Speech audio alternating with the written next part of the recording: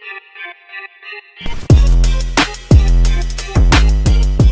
everybody, welcome back to the vlog. Thank you so much for joining me once again for tea time. Today we have just misty morning. That's it, clean, crisp. I love misty morning. I know you guys have been asking me for these for quite some time. You can go and pick them up if you want now. Go over to darkmoonteas.com or you can head over to my website, JCristina.com. Either which way, go pick them up. You asked me for them, they are there. Anyways, today is going to be a tech day. Tech, guys, is on fire. Tech is on fire. Doesn't matter if it is Wall Street or Main Street. Tech has been on fire this year.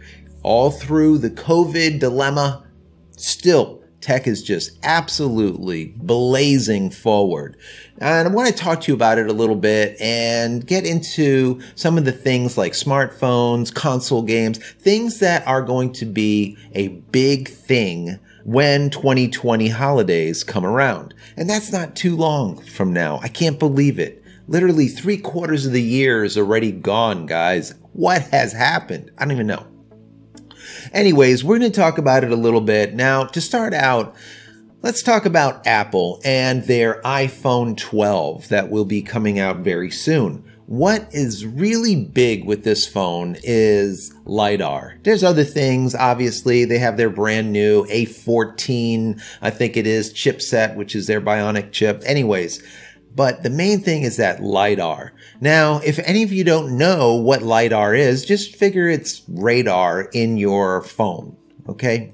What this does, it allows the phone to be able to see its surroundings basically in pure darkness, right? Without light. It's doing it through radar. Now, the reason we know that it's coming is just yesterday or a couple of days ago, there was some pictures leaked of the back side of the iPhone 12. And it's very interesting because now, as we can see, the holes are slightly different. Whereas in the past, we can see those 3 very large holes where you have your wide angle, your standard, your telephoto lens, and then you have a flash and the smaller mic on the bottom of it. Well, with the new one, we can see those 3 holes in it, which are large, once again, for your lenses. On top of that, you can see your flash, but below that, we have a smaller spot where we have the mic, and then finally a larger hole, which we do believe that will be LiDAR. Now, it's really quite cool, guys, and the reason why it is cool is, once again, it allows the iPhone to see in pure darkness, but what else does it do? Well, number one, it's going to allow for better object location and object tracking. Why? Because it doesn't have to worry about light. It's doing it through light, but it's also going to do it through radar, right? Through LiDAR, which is super cool. Also, it's going to allow for much more accurate measurements. So if you use like a measuring app, for example, and you hold your iPhone up and it says, oh yeah, this is 1 foot. Now I'll be able to say, no, it's 13¼ inches or whatever, and get much more accurate, almost exact when it comes to measuring things. And distance. Now, distance is very important. For what? For placement. We're now going to be able to get into an augmented reality where Apple will be able to now insert into images, doesn't matter if it's photo or video, objects, and place them in those images properly. The right distance, the right angle, everything. Very, very cool. Once again, moving into that augmented reality where we have our phone basically as a HUD, and we can just look at the world through the phone and have the phone give you even more data, more information, kind of like a fighter pilot would with his heads-up display, his HUD, right? Same type of thing. Very, very cool. This is something they've been working on for quite some time, and it's definitely going into the iPhone 12.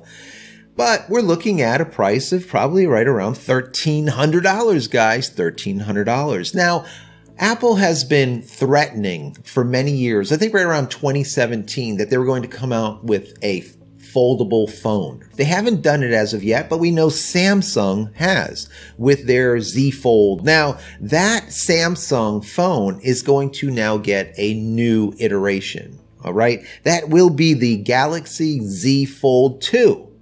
And it's going to go head to head with the brand new iPhone 12. We know Samsung and Apple have been going back and forth with phones for quite some time. And Apple has been the leader for so long, but we're now seeing Samsung really start taking charge. There's a lot of people that are really enjoying Android, and especially with Samsung products. Why? They're just good. They are good. I am an Apple user, but I tell you what, I wouldn't have a problem using a Samsung. Now, what Samsung's doing, which is very, very interesting, is this phone, let's call it the Fold 2, version 2, it's going to be more or less a phone, a tablet, as well as a laptop, all in one, just by the way this thing folds. So if you hold it horizontally, it's going to turn into like a laptop with a keyboard on the bottom and your screen on the top. Whereas if you flip it the other way and open it up all the way, it basically turns into an iPad, like an iPad mini. Now, it is said that that iPhone 12 Max is going to be right around 6.7 inches, whereas this new Samsung Fold 2, Z Fold 2, is going to be right around an inch bigger, 7.6 inches. So Samsung is betting the farm on providing an all-in-one experience. Can they do that? Can they provide a phone, a tablet, a laptop type of solution all in one? Well, the cost says they might need to, because it's looking at right around $2,000 for this brand new phone from Samsung. Now, that's a lot of money, guys. You're looking at $1,300 for the iPhone, $2,000 for the Samsung. These are all the top of the line stuff. But man, you're talking about a lot of money. Now, moving away from the phones and into the game consoles, I know there's a lot of you guys out there are tech heads like I am. I'm not only a photographer, videographer, I've been doing it for 20 plus years, but I'm a technology guy. I'm a system administrator. I know Unix inside and out. So there's a lot of hats that I wear. Besides, what do we got here? USA Today? Yeah. So there's a lot of hats that I wear. There's a lot of things that I do. Now, in the console game, pardon the pun, we have, of course, Microsoft with the Xbox, as well as the Sony with their PS line, their PlayStation line.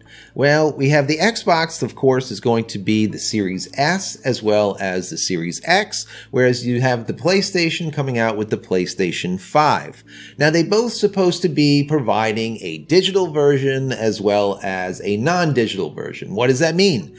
Basically, one will be digital only, so that means there's not going to be a Blu-ray in it, so there'll be no CD, DVD, Blu-rays that can be put into the machine itself. So all games will have to be loaded onto that unit through the internet. Now, that's going to be cheaper, of course. They're saying about $299 for the Xbox Series S, which will be that digital version. $299, guys, is cheap. I thought that it would be more, but they're saying $299 will be the number, and $499 will be the number for the Xbox Series X. Now, while Microsoft definitely has a lead when it comes to raw processing power for the unit, the PS5 has the lead when it comes to titles, when it comes to exclusives. The problem with the Microsoft Xbox this season is basically it's not going to have Halo Infinity. What is Xbox without Halo Infinity, the latest and greatest? Over the many years, the decades that they've been making these systems, Halo has been that one core exclusive that people will buy the Xbox for. And according to rumor, we're not going to see that title. Maybe not even in 2021, possibly even 2022. That is crazy, guys. That is crazy. Where you have the PS5, that will be coming out with a lot of its exclusives already in there, ready to go. You'll be able to get them immediately when you purchase the PS5. That includes Gran Turismo 7, Ratchet and Clank. Of course, you have Ghostwire and you have Spider-Man. Miles Morales, a lot of these titles people have been waiting for. And to be able to experience them on a PS5 that has a stronger core, just more fluid 4K, just beautiful, people are going to want them. They are going to want them. So I think that there's going to be a serious fight this year in the console market, the console wars, as they always call it, when it comes to the holidays. Where are people going to place their money? Well, money is the issue and timing is the issue. We don't know at all what the exact price of the PS5 is going to be, the date that we'll be able to do any type of pre-ordering of the unit, and finally, its release date, where a lot of this information has already been leaked. It's already out there from Microsoft with their Xbox Series S as well as X. So, things supposedly are going to change today. Guys, this is September 9th. So if you're watching this in the future, then you know the answer to this already. But September 9th, what has been said, today is going to be that big day. That's what we hear. That means we're going to know the price of the unit. We're going to know the pre-order date, and we're going to know the release date of the PS5. People have been waiting for this for months and months and months and speculating and all kinds of craziness. It's finally here. Well, my questions for you is simply this. With the iPhone 12 Max with LiDAR or the Samsung Z Fold 2, that's kind of like an all-in-one laptop, tablet, as well as a phone. Is either of these of interest to you at $1,300 to $2,000? Also, when it comes to consoles, do you have any interest in the Microsoft Xbox Series S or Series X for this holiday season? Or are you more interested in Sony's release of the PlayStation 5? Do either one of them kind of float your boat? And if so, which one? And finally, price. What do you think about price this tech holiday season? Do you think price is going to be a major factor when we get out of this COVID period of time and we move forward? Do you think that COVID is going to make the tech purchases, let's say, a little bit more lukewarm because people are not going to want to spend that much money on the tech? $1,300, $2,000 for phones, or $200, $300, $400, $500 for console systems. What do you think? Or do you think COVID-19 is actually maybe pent people up so that they're ready for the holiday season and they're going to just spend a lot of money? And this is going to be a booming holiday season, especially for tech. What do you think, guys? What do you think? So anyways, guys, before I go, I want to say that if you haven't downloaded my ebook, go over to JCristina.com/ebook. Once again, JCristina.com/ebook. Download it. 10 tips at making tack-sharp images. There's something there for amateurs, for pro-ams, for professionals. You're going to get something out of it, I guarantee you. Once again, JCristina.com/ebook. Also, people have been talking about cleaning their sensors and what do I recommend? Well, of course, I'm going to recommend my own product because number one, it is the best on the market, but number two, it's just really safe and easy. It's called the Aurora Camera Care Cleaning Kit. Basically, you get inside the kit a wet as well as a dry. You get 5 of them actually. So you can clean your sensor up to 5 times. Now, the reason why this is done like this, because the other kits that you see out there come with these little, let's say, swabs, right? And then a bottle of liquid, and you have to sit there and try to figure out how many drops. Did I put enough? Is there a dry section? I didn't do that. All right, guys, I didn't do that. What I did is I had these put together pre-moistened. So when it says wet, it is wet. It has the exact amount of cleaner that is safe for your sensor on there already. There's no guessing, no guesswork. Use this, go over the sensor a couple of times with your wet that looks like this. right? Then pull out the dry and now go over the sensor until you remove any type of residue, cleaning liquid that's left. And now you have a 100% clean sensor, literally in about 2 minutes. Okay, 2 minutes and it's done. So instead of $100, this is probably a quarter the price and you can do it like 5 times. All right. They're very reasonable. You can find them over on Amazon. You can go over to B&H Photo and Video and pick them up. You can pick them up over on my website, JCristina.com. And they come in not only APS-C, but they come in full frame size as well as micro 4/3. So whatever camera you have, I have you covered. Anyways, pick them up. If you want to pick them up over on my website, JCristina.com, you can use promo code YT20 at checkout and you'll get 20% off anything, not just these, anything that's in your cart. I should say everything. So once again, promo code YT20 and everything that's in your shopping cart will be 20% off just for being a subscriber. Now, subscribe. Please subscribe to the channel if you already haven't. If you have, thank you very much. Throw this video a thumbs up if you've gotten just a little bit of information out of it or if you enjoyed it, all right? And then finally, click on this bell icon right here. It should be right around here. That's your notification icon. So whenever I go live or if there's new videos that come out that I put out there, you'll be notified of it and you can check them out right away.